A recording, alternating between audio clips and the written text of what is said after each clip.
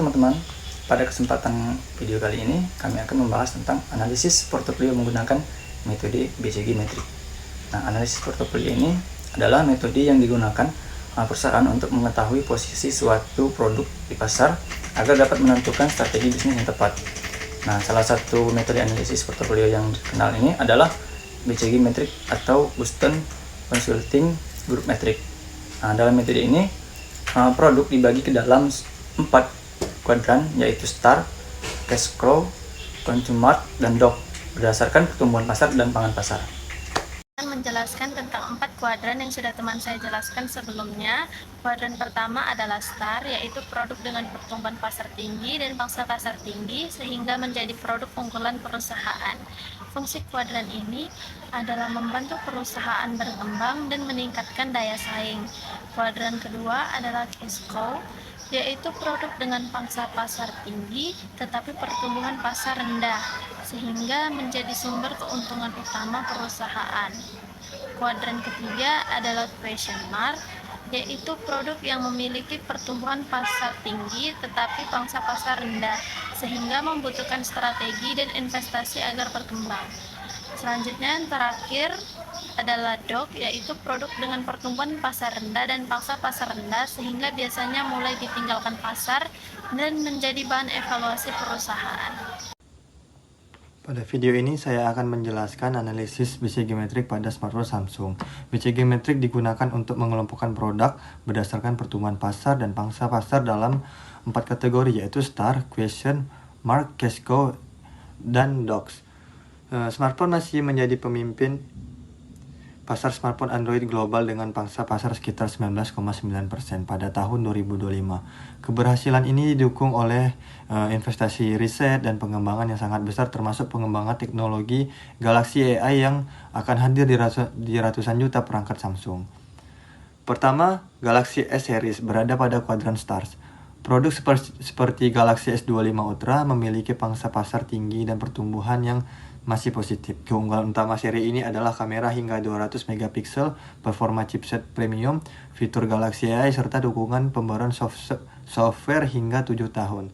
Strategi Samsung untuk kali ini adalah terus berinvestasi dalam inovasi AI, kamera, dan pengalaman pengguna agar tetap menjadi pemimpin di segmen flagship.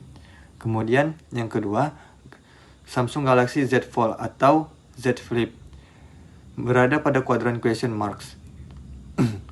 Pasar smartphone lipat memiliki pertumbuhan tinggi, tetapi pangsa pasar Samsung mulai mendapat tekanan dari pesaing seperti Huawei dan Oppo. Meskipun begitu, produk foldable Samsung memiliki potensi besar karena menawarkan dengan desain inovatif dan teknologi premium. Strategi yang perlu digunakan Samsung adalah investasi selektif, menurunkan harga secara bertahap, dan meningkatkan daya tahan perangkat untuk menjadi lebih banyak konsumen. Untuk yang ketiga, Samsung Galaxy A Series termasuk kategori Cash Cow. Lini ini menjadi penyumbang penjualan terbesar Samsung, terutama di negara berkembang seperti Indonesia dan India. Keunggulannya adalah harga yang lebih terjangkau, dukungan 5G, serta loyalitas merek yang kuat. Strategi Samsung adalah mempertahankan volume penjualan dan menggunakan keuntungan dari Galaxy A untuk mendukung pengembangan Galaxy S dan Z. Kemudian yang terakhir, Samsung Galaxy M Series berada pada kuadran DOCS. Produk ini menghadapi persaingan ketat dari merek Tiongkok seperti Xiaomi dan Realme dengan margin keuntungan yang rendah. Karena itu, Samsung disarankan mengurangi jumlah produk pada lini ini, memfokuskan sumber daya segmen yang menguntungkan. Kemudian kesimpulannya adalah Samsung memiliki strategi portofolio produk yang kuat melalui pembagian lini smartphone berdasarkan BCG Matrix. Dengan strategi yang tepat, Samsung dapat mempertahankan posisinya sebagai salah satu pemimpin industri smartphone dunia. Baik, selanjutnya menyampaikan data dan informasi sesuai dengan kasus yang sudah teman saya jelaskan. Sesuai dengan kasus teman saya jelaskan, terdapat analisis BCG Matrix pada smartphone Samsung menunjukkan bagaimana Samsung mengelola berbagai lini produknya berdasarkan tingkat pertumbuhan pasar dan pangsa pasar yang dimiliki.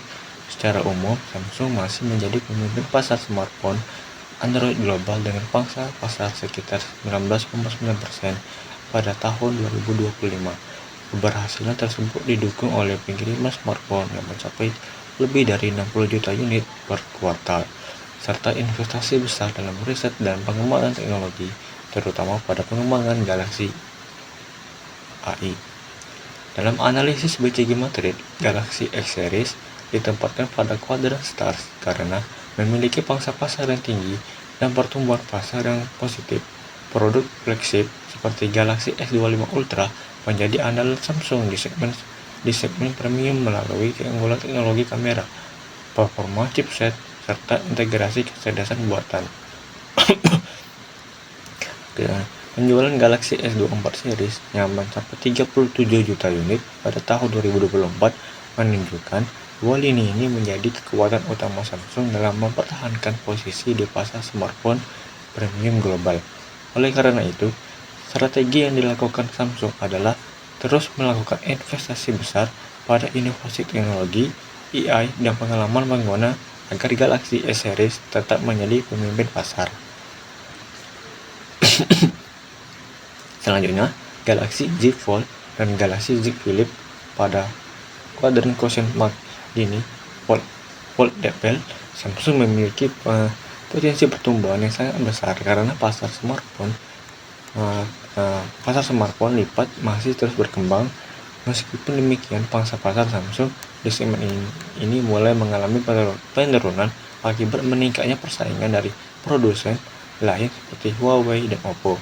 Harga produk yang masih sangat mahal serta kekhawatiran konsumen terhadap daya tahan lipat juga menjadi tantangan utama. Walaupun begitu, Samsung tetap melihat peluang pasar karena foldable diproyeksikan memberikan kontribusi besar terhadap pendapatan perusahaan di masa depan. Oleh sebab itu, Samsung menerapkan strategi investasi selektif dengan terus mengembangkan inovasi foldable dan memperluas pasar. Pada kuadran cash cow, Galaxy A series menjadi sumber pendapatan utama Samsung.